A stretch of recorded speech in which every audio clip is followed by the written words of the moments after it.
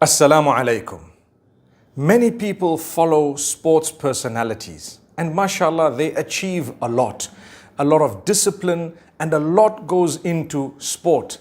Now, if you have a Muslim who is a good Muslim who actually follows Islam and upholds its values and they've achieved in the sports field more than you can imagine, then that would be something worth looking into and learning lessons from. KHABIB is one of those whom we have to learn lessons from whether we like it or not. Number one, he does not miss his salah. Number two, he's a good Muslim, inshallah. And you know what?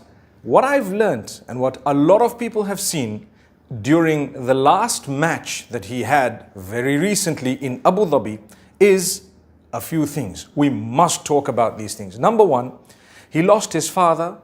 May Allah grant his father Jannatul Firdaus. His father was his role model, his teacher, his tutor, his mentor, and his coach.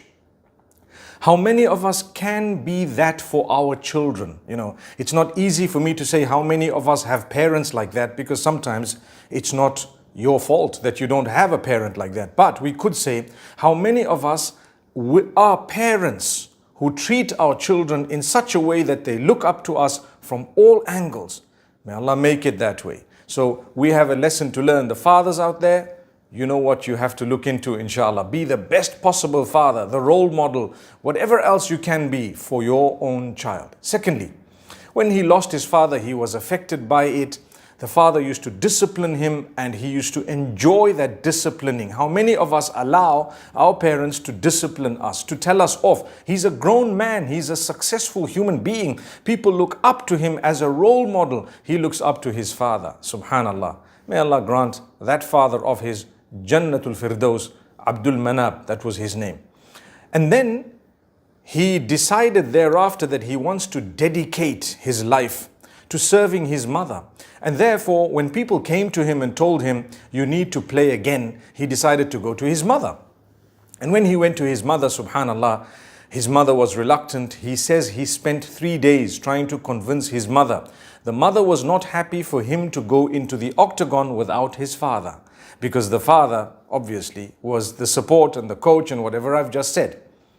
And so, when he finally convinced his mother, he said a few things. Now, before I get to that, how many of us would even consider asking our mothers before we did something? Subhanallah. It's a point, isn't it? How many of us have a relationship with our children such that if they were to do something important, they would consider asking us as their mothers? Subhanallah.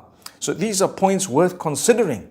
The man asks his mother, and that shows you that he looks up to his mother.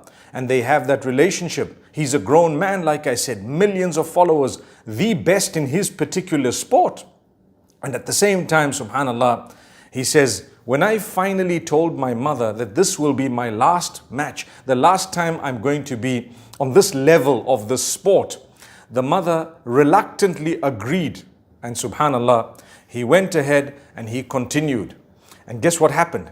He won the match. And when he won the match, obviously it's easy to say, let me keep quiet about it. I'm going to go back. If it took me 3 days to convince my mother for one, I can take maybe 30 days to convince her for another, or another 3 days, subhanallah. But no, because he gave his word, he said, if I have given my word, I have to follow it. How many of us would actually do that? You're right at the top, 29-0. It's so easy to get to 30-0, perhaps maybe beyond that. But because he gave his word, he said, you know what, I'm going to stop. Number one, I also miss my father.